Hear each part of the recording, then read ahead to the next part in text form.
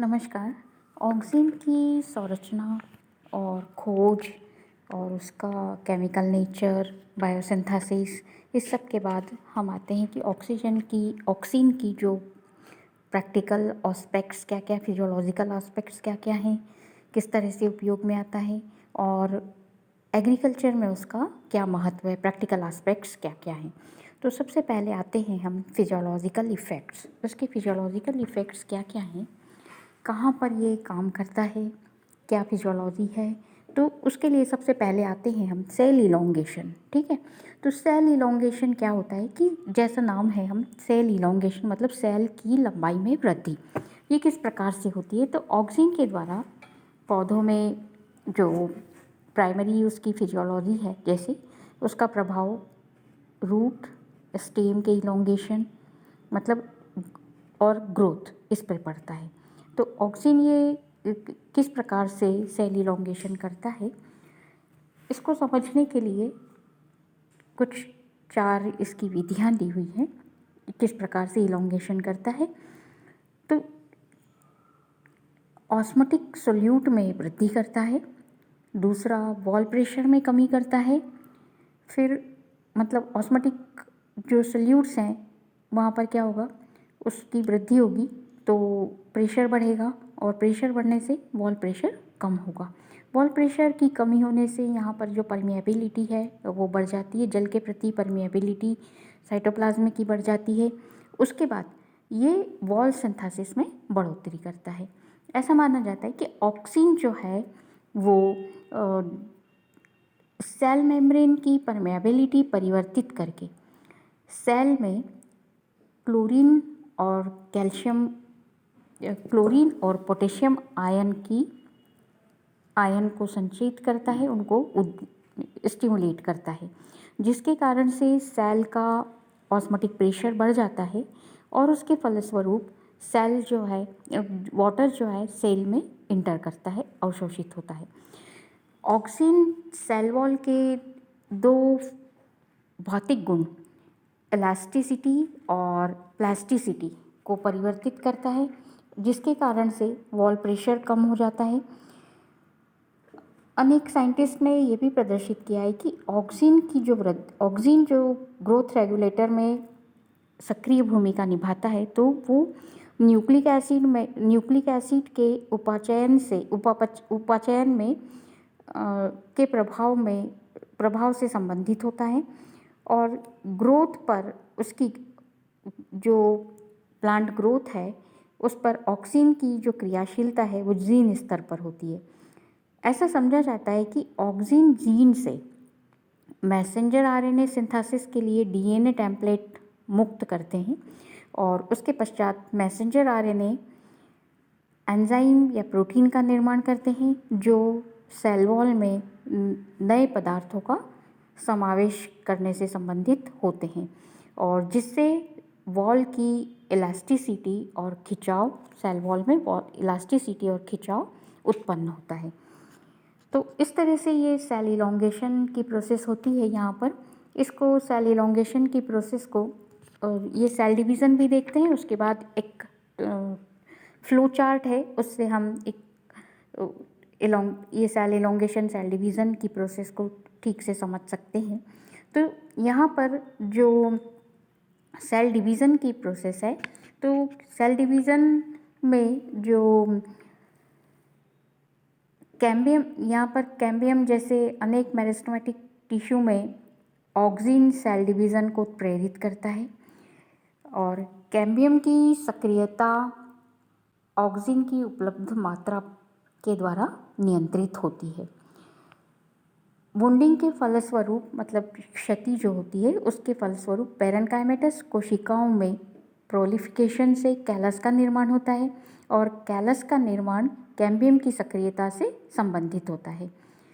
Cambium में जो विभाजन होता है वो ऑक्सीजन के द्वारा प्रेरित होता है और जो टिश्यू कल्चर में जो कोशिका विभाजन होता है वो ऑक्सीजन की उपस्थिति पर निर्भर करता है।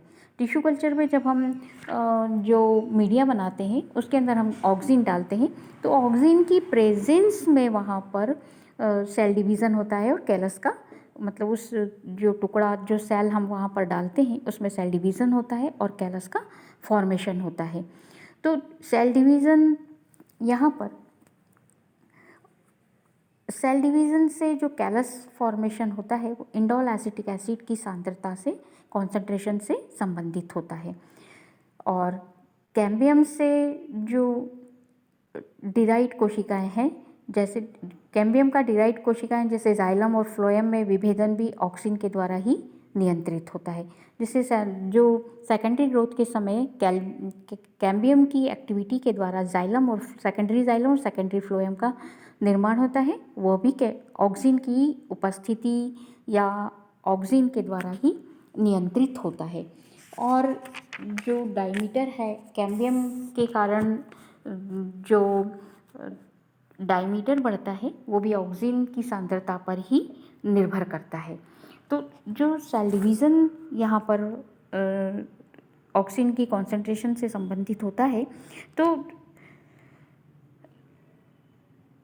यहाँ पर हम जो स्प्रिंग वुड और ऑटम वुड, दो तरह की वुड का फॉर्मेशन होता है। तो वसंत ऋतु के अंदर वृद्धिशील जो नवजात कलिकाएं हैं उसमें ऑक्सिन की पर्याप्त मात्रा सिंथेसाइज होती है और जो शीघ्र ही कैम्बियम की कोशिकाओं में स्थानांतरित हो जाती है, और जिसके कारण से इस ऋतु में कैम्बियम की सक्रियता बनी रहती है। अब ये टेबल में हम यहाँ पर देखते हैं कि ये जो टेबल है इसमें आप देख सकते हैं कि ये इंडोल एसिटिक एसिड मतलब ऑक्सिन से ये यहाँ पर जो ऑस्मोटिक प्रेशर का इंक्रीज़ होता है और वाटर अपटेक होगा। वाटर अपटेक के कारण से ये सेल इलोंगेशन। इसी तरह से यहाँ पर आप देख सकते हैं कि ये सेल की प्लास्टिसिटी इंक्रीज़ हुई, वाटर एब्जॉर्प्शन हुआ, प्लास्टिसिटी इंक्रीज़ हुई, प्लास्टिसिटी इंक्रीज़ होने से ये वॉल प्रेशर डिक्रीज़ हुआ, वॉल प्रेशर डिक्रीज़ होने से यहाँ पर वाटर अपटेक और वाटर अपटेक ये सेल इलोंगेशन के लिए रिस्पॉन्सिबल। इसी तरह से ये इंडोल एसिटिक एसिड जो एमाइलेज एंजाइम का फॉर्मेशन करता है जिससे कि शुगर का फॉर्मेशन होता है, और ये शुगर फॉर्मेशन को स्टिमुलेट करके ये यहाँ पर ये इसका ट्रांसलोकेशन हुआ और जो सब्सटेंस का इंक्रीज़ हुआ। इंक्रीज़ होने से ये नाइट्रोजन जो कोएंजाइम और नाइट्रोजन सब्सटेंस है ये इनके बाद यहाँ पर ये एक जो प्रोटीन सिंथेसिस के लिए रिस्पॉन्सिबल है वो इस तरह से यहाँ पर ये आरएनए को लेकर और प्रोटीन सिंथेसिस का काम करते हैं। और ये यहाँ पर इसकी एक्टिविटी ये परमेबिलिटी को इंक्रीज़ कर रहा है, इंक्रीज़ होने से ट्रांसलेशन इंक्रीज़ हो रहा है। तो सारी प्रोसेस जो है इससे विस्कोसिटी लो हो रही है, एंजाइमेटिक रिएक्शन स्टिमुलेट हो रही है। तो ऑक्सिन की प्रेजेंस से ये सारी रिएक्शंस जो सारी जितनी भी ये इफ़ेक्ट्स रिएक्शंस है एक दूसरे से जुड़ी हुई है कि वॉल प्रेशर बढ़ते, ऑस्मोटिक प्रेशर बढ़ रहा है, वॉल प्रेशर कम हो रहा है, वाटर की एंट्री हो रही है। तो इस तरह से ये सारी प्रोसेस इस टेबल में आप देख सकते हैं कि ये इंक्रीज़ हो रहा है। यहाँ पर एडीपी का यूज़ होता है और एटीपी रेस्पिरेशन में भी ये मदद कर, रेस्पिरेशन की प्रोसेस को भी स्टिमुलेट करता है। एडीपी का उपयोग होता है और एटीपी का फॉर्मेशन होता है। तो इस तरह से ये एक सेल इलोंगेशन की जो प्रोसेस है वो इस टेबल में आप देख सकते हैं। इसके बाद जो है नेक्स्ट है रेस्पिरेशन। तो रेस्पिरेशन में जैसा अभी आपको बताया कि एडीपी का उपयोग होता है। जेम्स बॉनर ने बताया कि ऑक्सिन का रेस्पिरेशन की क्रिया पर एक उत्तेजक प्रभाव होता है और उन्होंने कि ऑक्सिन के उपचार से जो ग्रोथ बढ़ती है, ग्रोथ बढ़ने का जो ग्रोथ बढ़ना रेस्पिरेटरी रेट से सीधा संबंध रखता है। ऑक्सिन श्वसन क्रिया पर प्रभाव करता है, उसकी क्रियाविधि से संबंधित होता है। यहाँ पर ऑक्सिन के उपचार से ऑक्सिन से यदि हमने उपचारित किया है तो एडीपी का उपयोग बढ़ जाता है। एडीपी का उपयोग बढ़ जाने से एटीपी के मॉलिक्यूल का निर्माण संभव होता है। इसी तरह से अगला रूट इनिशिएशन। तो रूट को इनिशिएट करता है ये रूट। यहाँ पर ऑक्सिन कटिंग्स जब हम उपयोग में लेते हैं, कटिंग से जब नया पौधा डेवलप करते हैं, तब उस समय यदि उसकी टिप पर ऑक्सिन लगा दिया जाता है तो वहाँ पर रूट इनिशिएशन हो जाता है, रूट निकलना प्रारंभ हो जाता है। और इसके लिए इंडोल ब्यूटारिक एसिड IBA काफ़ी प्रभावी माना गया है। और इसके इफ़ेक्ट्स भी काफ़ी, IBA के इफ़ेक्ट्स काफ़ी अच्छे देखे गए हैं। इसके बाद जो है रूट इनिशिएशन में यदि हम शीर्ष पर इंडोल एसिटिक एसिड लगा देते हैं तो उसका दीर्घीकरण रुक जाता है, और रुक जाने से लैटरल रूट्स का फॉर्मेशन तेज़ी से होने लग जाता है। इसके बाद एपिकल डोमिनेंस की क्रिया की जो लैटरल बड, एपिकल बड की उपस्थिति में लैटरल बड की वृद्धि पर प्रभाव पड़ता है। यदि एपिकल बड उपस्थित है तो लैटरल बड की ग्रोथ संदमित रहती है, नहीं होती है। तो यहाँ पर इसको हम कहते हैं एपिकल डोमिनेंस। और वेंट के द्वारा एक थ्योरी, न्यूट्रिएंट डाइवर्जन थ्योरी प्रतिपादित की गई, जिसके अनुसार कि जो एपिकल बड्स हैं वो उसके अंदर ऑक्सीन की हायर कॉन्सेंट्रेशन की उपस्थिति के कारण अधिकांश भोज्य पदार्थ जो है उनका अभिगमन उस तरफ हो जाता है, जिससे कि लैटरल बड्स को पर्याप्त न्यूट्रिएंट्स नहीं मिलने के कारण उनकी ग्रोथ नहीं होती है। ऐसा वेंट के द्वारा प्रस्तावित थ्योरी के अंदर कहा गया है। और वास्तव में जो एपिकल डोमिनेंस का कारण है कि वो जो शीर्षस्थ कलिका है, एपिकल बड है, उसके द्वारा निर्मित ऑक्सीन जो है वो स्तंभ में नीचे की ओर स्थानांतरित होता है। और क्योंकि जैसा हम जानते हैं कि ऑक्सीन जहाँ पर सिंथेसाइज होता है वहाँ से ट्रांसलोकेट होकर दूसरे स्थान पर जाकर एक्टिवेट होता है। तो यदि हम शीर्ष स्थान से मतलब एपिकल बड को यदि हटा दें तो शाखाओं पर लैटरल बड्स का फॉर्मेशन होना स्टार्ट हो जाता है। यदि कोई शीर्षविहीन शूट है उसके ऊपर ऑक्सीन लगा दिया जाता है तो वहाँ पर लैटरल बड्स की ग्रोथ रुक जाती है। तो इस तरह से ये एपिकल डोमिनेंस की प्रोसेस एपिकल डोमिनेंस को प्रभावित करता है ऑक्सीन के द्वारा। इसके बाद जो है इनहिबिशन ऑफ लैटरल रूट्स, तो जिस प्रकार एपिकल बड्स की उपस्थिति में लैटरल बड्स डोरमेंट रहती है, उसी प्रकार से रूट कैप की उपस्थिति में लैटरल रूट्स का निर्माण नहीं हो पाता है। यदि इसको हटा दिया जाए तो लैटरल रूट्स का निर्माण तेज़ी से होने लग जाता है। इसके बाद नेक्स्ट है कर्वेचर, यानी कि जो फोटोट्रॉपिक मूवमेंट है उसको प्रदर्शित करता है। तो जो पौधे हैं वो यूनिडायरेक्शनल लाइट में रखते हैं तो प्रकाश की तरफ मुड़ जाते हैं, जैसा हम सभी देखते हैं कि प्रकाश की तरफ पौधा मुड़ जाता है। एक दिशीय प्रकाश के प्रति ये अनुक्रिया इल्यूमिनेट साइट की अपेक्षा सैडेड साइट की कोशिकाओं का इलोंगेशन के कारण होता है। तो पौधों में प्रकाश के प्रति ये जो डिफरेंशियल ग्रोथ के कारण ये इफ़ेक्ट हमको फोटोट्रॉपिज्म दिखाई देता है।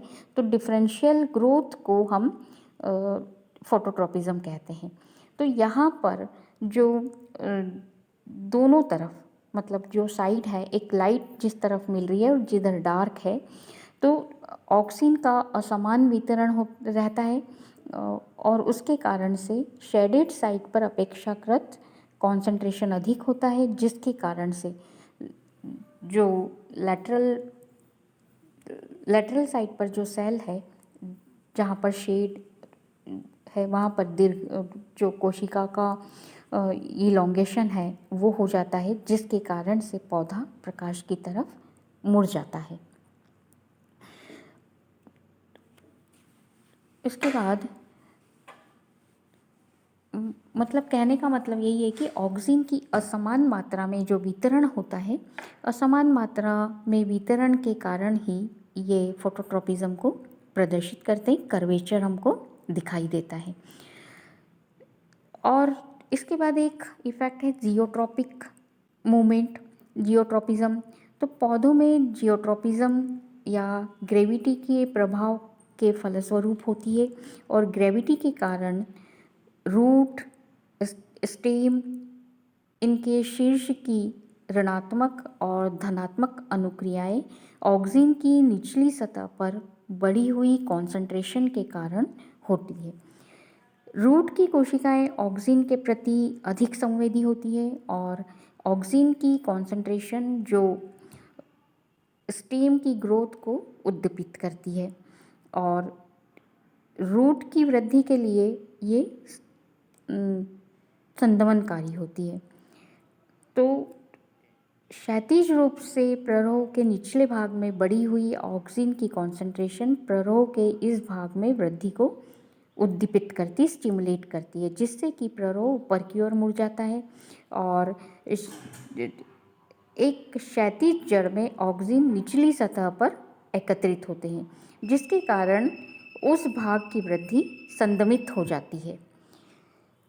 और कई सारे इफ़ेक्ट्स हैं, जैसे ऑक्सीजन, जैसे prevention of abscission layer, parthenocarpy, flower initiation, dark shoot, ये सारे, तो कुछ ये सारे इस यहाँ पर फिजियोलॉजिकल एस्पेक्ट्स में इसलिए नहीं रखें कि प्रैक्टिकली ये सारे एग्रीकल्चर से रिलेटेड हैं। एग्रीकल्चर में किस तरह से इनका यूज़ किया जाता है, तो वो एग्रीकल्चर में ऑक्सीजन के उपयोग में हम देखेंगे।